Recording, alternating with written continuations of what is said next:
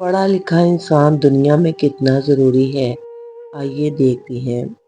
School گھر سے زیادہ دور نہیں تھا۔ دادا نے چاہا کہ چھوٹا بیٹا ہی تعلیم حاصل کر لے۔ بڑے دونوں تو کھیتی باڑی میں مگن رہتے تھے۔ یوں ابا نے انہوں نے امیدیں وابستہ کر لیں، لیکن انہوں نے پڑھائی میں دلچسپی نہ لی۔ صرف 7 جماعتیں پاس کی اور مڈل کا امتحان دے کر اسکول سے بھاگ نکلے۔ دادا نے سختی کی تو تم نے اسکول جانا ہے، کم از کم میٹرک تو کر لو۔ اس سختی کا یہ اثر ہوا کہ ابا بگڑے ہوئے لوگوں کی صحبت میں اٹھنے بیٹھنے لگے۔ پہلے سگریٹ پھر چرس شروع کر دی۔ اس صورتحال سے گھبرا کر دادا جان نے سوچا کہ بیٹے کو شادی کے بندھن میں باندھ دینا چاہیے، شاید اسی طرح حالات ٹھیک ہو جائیں اور ان کی آوارگی بھی کم ہو جائے گی۔ پورا فال میری والدہ بشیرہ کے نام نکلا اور ان کی قسمت میرے ابا جان کے ساتھ ٹوٹ پڑی۔ امی نے 6 جماعتیں پاس کی تھی، تب ان کی عمر محض 16 برس تھی اور وہ دادا کے بھائی کی بیٹی تھی۔ گاؤں کے رواج کے مطابق ان دنوں رشتے صرف اپنے خاندان میں ہوتے تھے، خواہ جوڑ کے ہوں یا بے جوڑ، یہ بات کوئی اہمیت نہیں رکھتی تھی۔ والد نصیر اللہ غالب شادی کی ذمہ داریوں کو قبول نہیں کرنا چاہتے تھے۔ وہ اپنی شادی سے خوش نہیں تھے۔ یوں وہ سدھرنے کے بجائے اور زیادہ بگڑ گئے۔ یہ شادی انہوں نے اپنے والد کے دباؤ میں کی تھی، دل سے اپنی دلہن کو قبول ہی نہیں کیا تھا۔ پہلے روز سے ہی بے رخی اختیار کر لی۔ وہ بیوی کو اہمیت ہی نہیں دیتے تھے، نہ ہی ہنس کر بات کرتے تھے۔ تبھی ان کی شریک حیات مغموم سی رہتی، غمزدہ رہتی۔ شادی سے پہلے وہ کھیتوں میں تھوڑا بہت کام بھی کر لیا کرتے تھے، اب تو وہ بھی چھوڑ دیا تھا اور ہاتھ پر ہاتھ دھرے بیٹھے رہتے۔ دادا جان سمجھے چند دن کا ماتم ہے، پھر سب ٹھیک ہو جائے گا، بیوی سے بھی دل لگ جائے گا، مگر ایسا نہ ہو سکا۔ جو جو وقت گزرتا گیا اور وہ سست اور کاہل ہوتے گئے، زیادہ وقت پہلوانی، کبڈی اور یارباشی میں گزر کرنے لگے، یا پھر چرس کا کش لگا کر لمبی تان کر سو جاتے۔ تمام دن دوستوں میں گزار کر آتے تو گھر میں سب سے منہ بنا ہوتا۔ بیوی کچھ کہنے کی کوشش کرتی تو انہیں بے بھاؤ کی سنا دیتے۔ کبھی ہاتھ بھی ان پر اٹھ جاتا۔ اس طرح سے بیچاری سانس گھونٹ گھونٹ کر ہماری ماں جی نہیں رہی تھی، بلکہ روز جیتی تھی روز مرتی تھی۔ جب شوہر عزت نہ کرے، دکھ سکھ کا خیال نہ کرے، تو دوسرے بھی اس عورت کو عزت نہیں دیتے، خصوصاً سسرال والے۔ ہماری ماں کی بھی اہمیت بس اتنی تھی کہ سسرال میں سب ان سے کام کرواتے، انہیں گھر کی باندھی سمجھتے تھے۔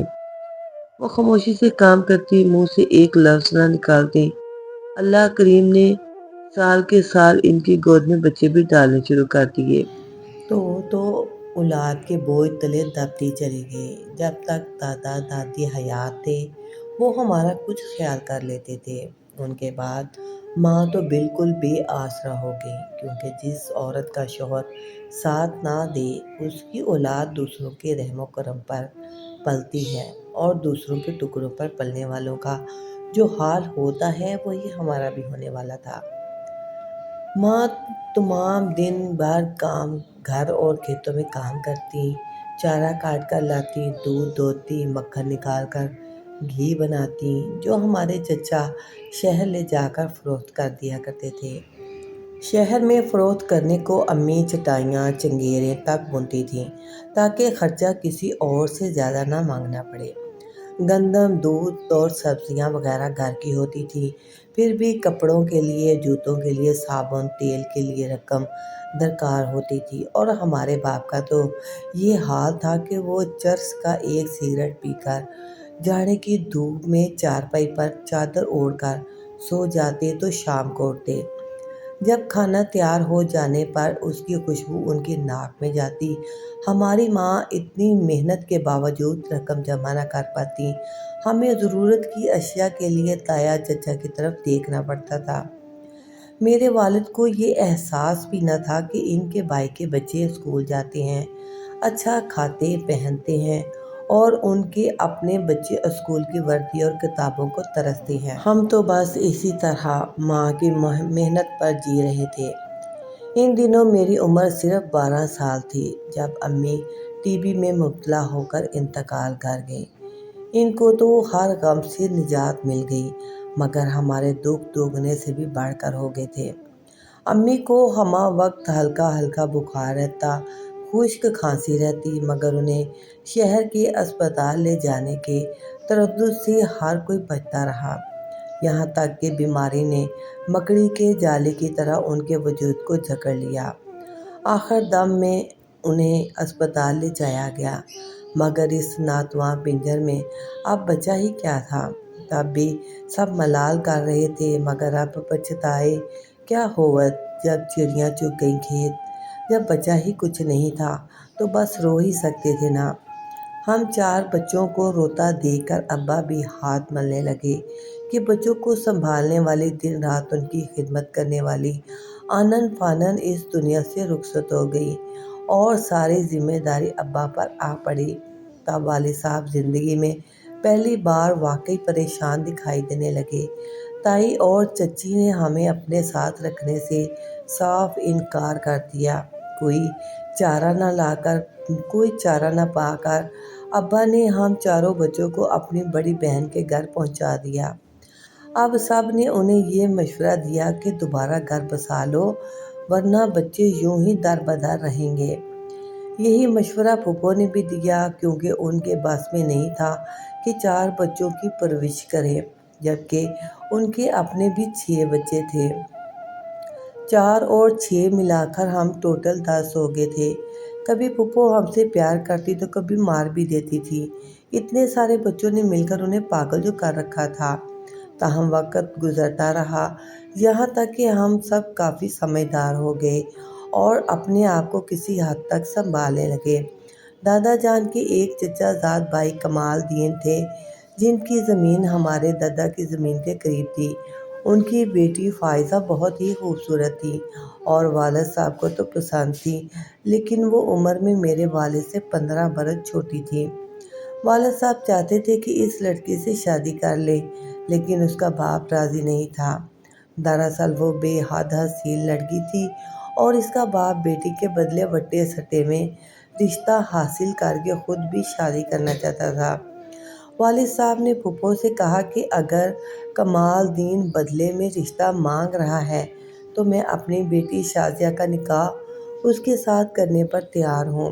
یہ سودا در حقیقت بڑے گھاٹے کا تھا، کیونکہ والد صاحب تو ابھی جوان آدمی تھے اور فائزہ صرف 15 سال کی تھی، جبکہ کمال دین عمر رسیدہ شخص تھا اور شازیہ بہن ابھی صرف 15 سال کی بچی تھی۔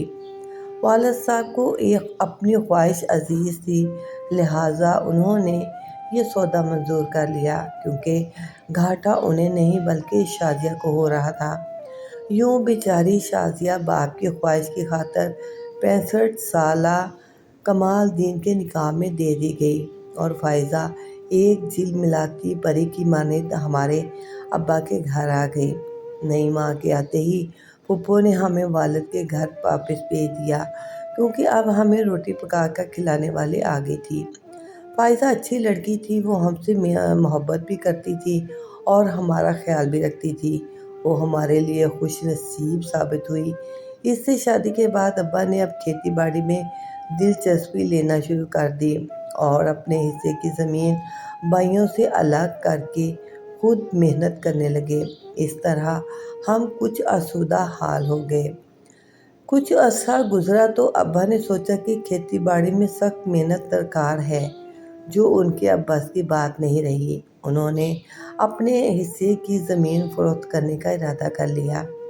جب تایا اور چچا کو یہ بات معلوم ہوئی تو وہ ابا کو روکتے رہے اور کہنے لگے کہ زمین سے ہی عزت ہے، یہ روزی روٹی کا مستقل ذریعہ ہے۔ اگر اسے بیچ دیا تو تم کنگال ہو جاؤ گے، نہ تم پڑھے لکھے ہو، نہ نوکری ملے گی، آخر کرو گے کیا؟ مگر اب والد صاحب کے دل میں کاروبار کرنے کا ارادہ گھر کر چکا تھا۔ انہوں نے بھائیوں کی بات نہ مانی۔ تب بھائیوں نے سوچا کہ ابا کے حصے کی زمین خود ہی خرید لیں اور رقم دے کر زمین اپنے نام کروا لیں۔ اب والد صاحب کو جب رقم ملی تو وہ سوچ میں پڑ گئی کہ اب کیا کرنا چاہیے۔ ان کا ایک دوست شہر میں رہتا تھا۔ ابا نے ان سے مشورہ کیا۔ دوست نے کہا کہ تم رقم لے کر شہر آ جاؤ، میں تمہیں یہاں کوئی کاروبار کروا دوں گا۔ وہ دوست خود بھی کاروبار کرتا تھا اور اچھا خاصا کامیاب تھا۔ اس نے ابا کو ایک دکان دلوا دی تو انہوں نے ایک جنرل اسٹور کھول لیا۔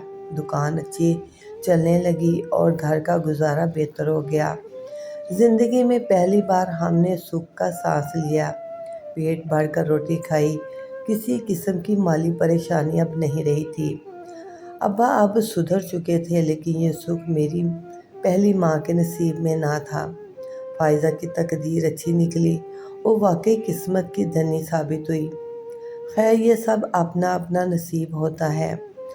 2-4 سال بعد ہمارے مالی حالات اتنے اچھے ہو گئے کہ والد صاحب نے مکان بھی خرید لیا اور ایک دکان کھول لی۔ میں اور مجھ سے چھوٹا بھائی اب باشعور ہو چکے تھے۔ چھوٹی بہن فروا ان دنوں 7-8 برس کی تھی اور وہ اسکول جاتی تھی۔ والد صاحب نے دوسری دکان بھائی کے حوالے کر دی۔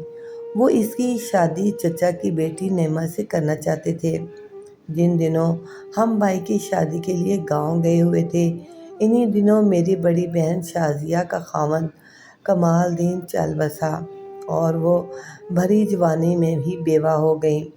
یہ دکھ بڑا بھاری تھا میری باجی پر، اور اس سے بھی بڑھ کر کے دکھ کی بات یہ تھی کہ آپا کے جیٹ جو کمال الدین سے بھی 2-4 سال بڑے تھے، اب اپنی بیوہ باوج یعنی میری اپی شازیہ سے شادی کے خواہش مند تھے۔ ان کے منطق یہ تھی کہ ہم نے فائزہ کے بدلے شازیہ کو لیا، فائزہ واپس کر دو اور شازیہ کو لے جاؤ، ورنہ تمہاری لڑکی کو جیٹ سے شادی کرنا ہوگی تاکہ فائزہ کا گھر بار قائم رہے۔ یہ گاؤں والوں کی ایک بہت ہی بری رسم تھی جو آج بھی یہاں کے بہت سے دیہات میں رائج ہے۔ اب بیچاری شازیہ پریشان تھی کہ پہلے ہی زندگی کے چند نوخیز سال ایک بوڑھے کے ساتھ گزار چکی تھی، اب دوسرے کی بیوی بننے پر وہ ہرگز آمادہ نہ تھی۔ فائزہ کو اس کے تایا سے نے کہلوایا کہ اگر شازیہ مجھ سے نکاح ثانی پر راضی نہیں تو تم نصیر الدین کا گھر چھوڑ کر گھر آ جاؤ۔ جب تم آؤ گی تو ہم عدالت سے تمہارے نکاح کی تصدیق کروا لیں گے۔ آپا شازیہ روتی ہوئی میرے بھائی کے پاس آئی اور فریاد کی کہ میرے بھائی تم ہی کچھ کرو اور مجھے ان بڑوں سے نجات دلواؤ، ورنہ مجھے کنویں میں دھکا دے دو۔ ادھر فائزہ پریشان تھی، جب وہ نہ میکے جانا چاہتی تھی اور نہ ہی عدالت سے خلا لینا چاہتی تھی۔ بھائی بغیر والد کو بتائے شازیہ کے جیٹ کے پاس گیا اور کہا کہ وہ اپنی بیوہ بہن کو لینے آیا ہے، کیونکہ اس کے اولاد بھی نہیں ہوئی، لہٰذا اس کا اب سسرال میں رہنے کا جواز ہی نہیں۔ وہ تم سے نکاح پر راضی نہیں ہے، زبردستی نکاح کرواؤ گے تو میں عدالت کا دروازہ کھٹکھٹاؤں گا۔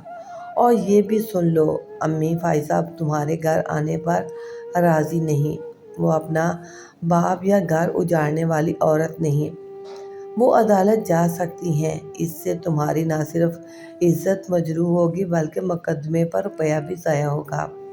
بہتر ہے کہ اس وٹے کے بدلے کی ضد چھوڑ دو۔ ہاں، اگر رقم لینا چاہتے ہو تو بتاؤ، میں تیار ہوں۔ فائزہ کے تایا ایک سمجھدار انسان تھے، انہوں نے جان لیا کہ میرا بھائی دباؤ میں آنے والا بندہ نہیں ہے۔ یوں انہوں نے 1 لاکھ روپے کے بدلے شازیہ کو واپس کرنا منظور کر لیا۔ بھائی نے رقم ادا کر دی اور اپنی بہن کو گھر لے آیا۔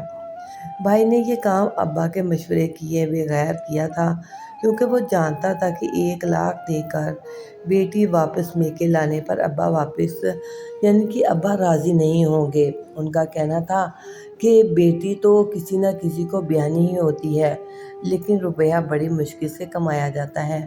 گویا شازیہ کو اس کے جیٹ کے ساتھ بیانے میں میرے والد کو تو کوئی حرج ہی نظر نہیں آ رہا تھا۔ اس لیے بھائی نے معاملہ ان کے علم میں لائے بغیر از خود حل کر لیا۔ ابا ابھی گاؤں میں تھے، بھائی نے 1 لاکھ کی ادائیگی کے لیے وہ دکان فروخت کر دی تھی جس پر وہ بیٹھا کرتا تھا۔ جب ابا کو اس معاملے کا علم ہوا تو وہ غصے میں بھائی کو برا بھلا کہنے لگے کہ بھائی کہ بہن کو واپس لانے کے لیے تم نے اپنے رزق کا ذریعہ فروخت کر دیا۔ وہ جس گھر بہو بن کر گئی تھی، دوبارہ اسی گھر کی بہو بن کر وہاں رہنے میں کیا عیب تھا؟ اس طرح ہمارا رشتہ بھی ان لوگوں سے نہ ٹوٹتا۔ اب وہ دوبارہ کیسے دکان خرید سکے گا؟ کب کمائے گا اور تیرا گھر آباد ہوگا؟ جب روزگار نہ ہوگا تو کون تم کو لڑکی دے گا؟ یہ تم نے بڑے گھاٹے کا سودا کر لیا۔ ابا کی باتیں سن کر شاداں رونے لگی۔ تب بھائی نے اسے گلے لگایا اور کہا کہ ابا نے اپنی خواہش پوری کرنے کے لیے تمہیں قربانی کا بکرا بنایا اور ایک بوڑھے سے بیاہ دیا، مگر اب کبھی اپنی بہنوں کے ساتھ ایسا ظلم نہیں ہونے دوں گا۔ شکر ہے ہم شہر میں آباد ہیں اور میں نے کالج سے تعلیم حاصل کر لی ہے۔ تعلیم نے میری سوچوں کو روشنی عطا کی۔ واقعی تعلیم یافتہ ہونا بڑی خوش نصیبی ہے۔ مجھے سمجھ آ چکی ہے کہ میں آئندہ اپنی بہنوں کی زندگیاں برباد نہ ہونے دوں گا۔ میں جوان ہوں، دوبارہ پیسہ کما لوں گا، محنت مشقت کے دوبارہ کروں گا تو دوبارہ دکان بنا لوں گا۔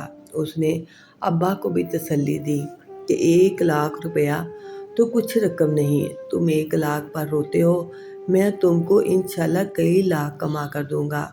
ہمت ہونی چاہیے، مگر اب ان رسموں کو ختم ہونا چاہیے۔ بھائی کوشش کرتے رہے۔ بالآخر ایک دوست کی وساطت سے انہیں دبئی جانے کا موقع ملا، جہاں انہیں اچھی ملازمت حاصل ہو گئی۔ انہوں نے وہاں سے کافی رقم کما کر گھر بھیجنی شروع کر دی۔ بھائی نے اللہ پر بھروسہ کیا تو اللہ تعالیٰ نے ان کی مدد فرمائی۔ 5 سال بعد جب وہ وطن واپس لوٹے تو اتنی رقم ساتھ لائے کہ دوبارہ دکان خرید لی۔ کچھ عرصے بعد وہ دکان ایک بڑے جنرل اسٹور میں تبدیل ہو گئی۔ تایا نے اپنی بڑی بیٹی کے نکاح کے لیے پیغام بھیجا۔ یوں بھائی کا گھر بھی بس گیا۔ ہم بہنوں کی شادیاں بھی بغیر وٹے سٹے کے رسم کے اپنے چچا زاد بھائیوں سے ہو گئی۔ ابا کہتے ہیں کہ جو اللہ پر بھروسہ رکھتے ہیں ان کا بیڑا ایسے ہی پار ہو جاتا ہے اور غلط رسم و رواج کی بیڑیوں سے آزاد ہو جاتے ہیں۔ کہانی اچھی لگی ہو تو پلیز میرے چینل کو لائک کریں، سبسکرائب کریں اور بیل آئیکن کو آل پر پریس کر دیں۔